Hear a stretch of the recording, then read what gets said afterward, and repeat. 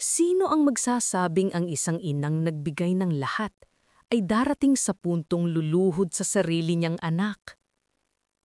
Si Uwana, 80 taong gulang, naninikip ang dibdib, may hika, at isang tumpok ng papel mula sa doktor ang tangi niyang kayamanan, 12,000 pesos para sa puso niyang unti-untong sumusuko. Sa gitna ng dilim, pinilit niyang tumayo. Inayos ang manipis na damit at tinahak ang malayong daan. Ang alaala ng kanyang anak na si Lito. Ang kanyang anak ay nagsisilbing tanglaw. Parang isang pelikula, huminto siya sa harap ng napakalaking bahay ni Lito na ngayon ay isa ng matagumpay na negosyante. Dito niya minsan ipinaghili ang anak na ngayon ay nakalimot na. Hindi pa man niya napipindot ang doorbell, nakita na niya ang anino ni Lito sa loob, abalang-abala sa telepono. Sa isang iglap, nawala ang tapang ni Juana. Ang pinakahihintay niyang pag-asa, nag-aalinlangan, ngunit ang tibok ng puso niya na kailangang ayusin ang nagtulak sa kanya. Bawat ding-dong ng doorbell ay parang patak ng luha, ngunit walang nagbukas. Hindi ang anak niya, kundi ang asawa ni Lito, si Clarissa. Isang malamig na tingin, isang tanong na matalim. "Anong ginagawa mo rito, nanay?" Nanginginig si Juana, inilabas ang papel ng doktor, ang tinig niya halos hindi marinig. "Dumalaw lang ako at may hihilingin sana ako kay Lito para sa operasyon ko, anak." Tiningnan siya ni Clarissa, walang empatiya. Sa loob, sumigaw si Clarissa at lumabas si Lito. Maayos, nakasuot, hawak pa rin ng telepono. "Ma, anong ginagawa mo rito? Sa dami ng business call ko, abala ko." Walang po at opo, walang respeto. Sinabi ni Juana ang pangangailangan. 12,000 lang, huwag sanang masamain. Tumalikod si Lito, bumuntong hininga ng malalim at isinagot, "Ma, gipit din ako sa negosyo. Marami akong babayaran. Umuwi na lang muna kayo, pag-iisipan ko." Sa matinding ulan, napuno ng luha ang mata ni Juana. Naalala niya ang panahon na nagkasakit si Lito at nagbenta siya ng kanyang huling alahas para lang makabili ng gamot. Ngayon, ang pagkapagod niya ay naging isang pakiusap. Pagkatapos ng ilang saglit ng katahimikan na tila ba isang paghusga, bumalik si Lito. May dala siyang isang manipis at mumurahing pakete ng instant pansit. Walang pasubaling inabot ito kay Juana at maras na tinulak palabas ng gate. "Ma, ito muna. Umuwi na kayo. Malakas na ang ulan. Pag nakaluwag-luwag, magpapadala ako." Yumuko si Juana. Yaniyakap ang pakete ng pansit sa kanyang dibdib. Tila ba ginto ito, hindi 10 pisong pagkain. Naiwan siyang nakayuko sa ilalim ng ulan, nag-iisa. Ang kanyang puso, hindi lang may sakit, kundi sugatan.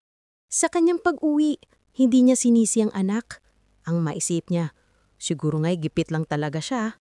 Tanda pa rin ng kanyang kabutihan, ang pansit na ito. Ang pagmamahal sa mata ng isang ina ay sapat ng dahilan para ipagkibit-balikat ang sakit.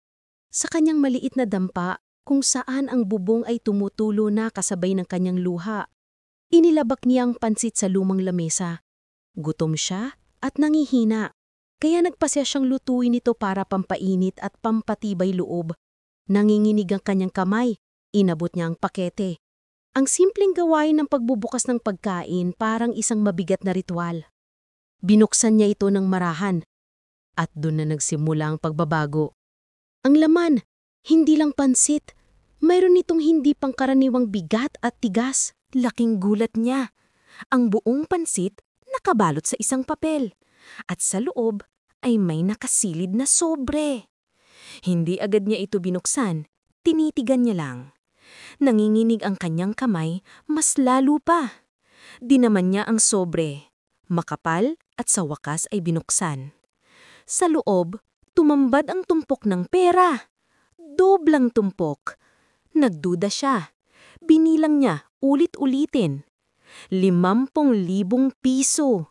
Sobra-sobra sa 12,000 na kailangan niya.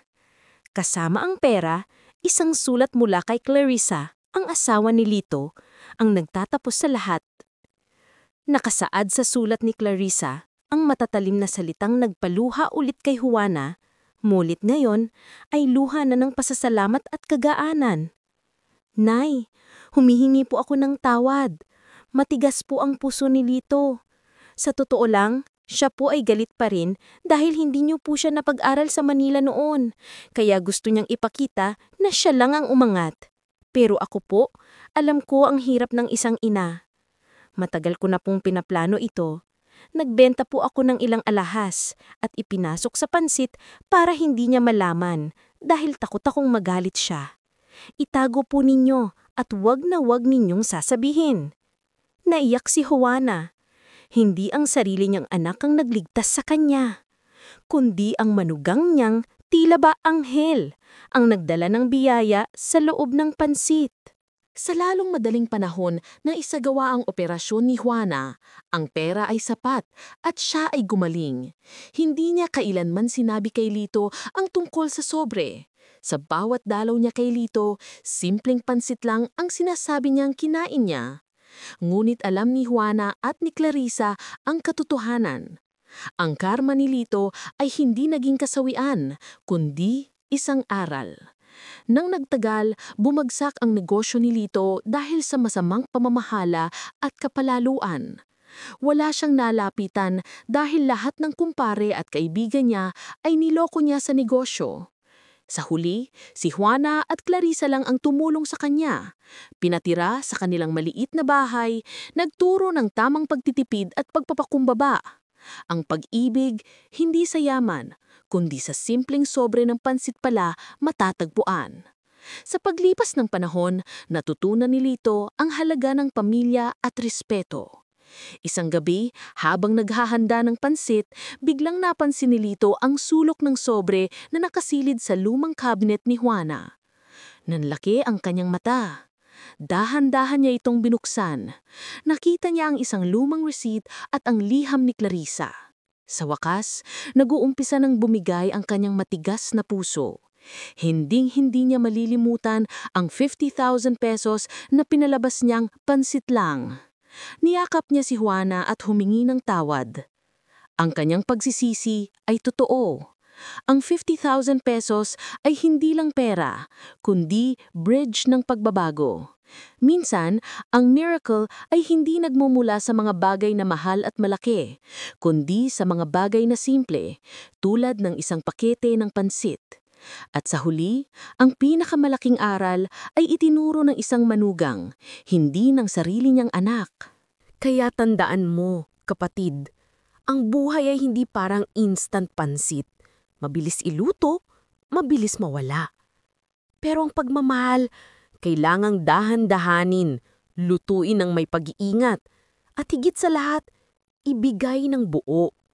Huwag kang maging katulad ni Lito, maging katulad ka ni Clarissa, ang manugang na nagligtas hindi lang ng buhay, kundi ng buong pamilya. Pahalagahan mo ang iyong ina. Hindi mo alam, baka ang simpleng pansit na ibibigay mo ay ang huli ng niyang matatanggap. Ang tunay na kayamanan ay hindi nasusukat sa negosyo, kundi sa kakayahang magbalik ng utang na loob. Kung na-inspire kayo at naramdaman ang bawat emosyon sa kwentong ito, huwag kalimutang i-like ang video. Mag-subscribe sa Pinoy Dream Stories para sa mas marami pang nakakaantabig at nakaka-relate na kwento. At i-share ito sa inyong mga kaibigan at pamilya. I-comment din sa ibaba ang inyong mga saloobin. Anong aral ang tumatak sa inyo? Naranasan nyo na rin ba ang isang twist sa inyong buhay na nagpabago sa lahat?